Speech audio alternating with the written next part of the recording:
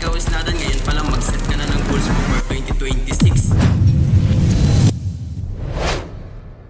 Ayan, hello guys, no? Good evening sa inyong lahat. And right now, katatapos lang ng ating season light. And ngayon, may interviewin tayo na tatanungin natin siya ano yung mga natutunan niya ngayong gabi sa ating season light. And syempre, ano yung kagandahan if you have a community like this dito sa kay Worldwide Entrepreneurs. And ngayon, let us welcome Sir Angelo Far. Alright, so it is a huge privilege no, na ma-interview tayo ng isang Jelmar Foodie, okay? So, of course, thank you so much for your questions na pero right now kasi ang dami kong natutunan, okay?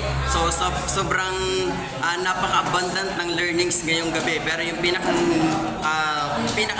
takeaways natin is to set clear goals, okay? Since matatapos na yung taon and magto-26 na, so very important na we have clear goals, no? So, isa sa pinakang takeaways natin ngayon pa lang mag-set ka na ng goals mo for 2026 para once na may goal ka na is gagawin mo na lang ng plan, di ba? So, dapat clear sa iyo.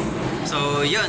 Kasi yun yung dahilan natin kung bakit nag-take tayo na action. Kailangan may goal tayo. Okay?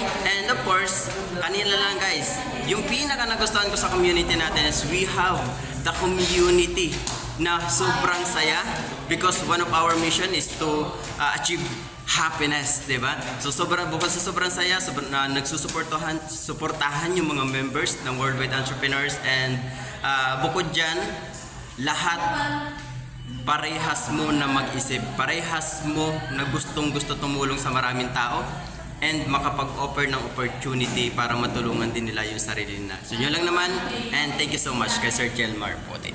Ayun guys, no? Ayan, grabe privilege, no? And guys, yun lang naman for this video and have a great day sa inyong lahat.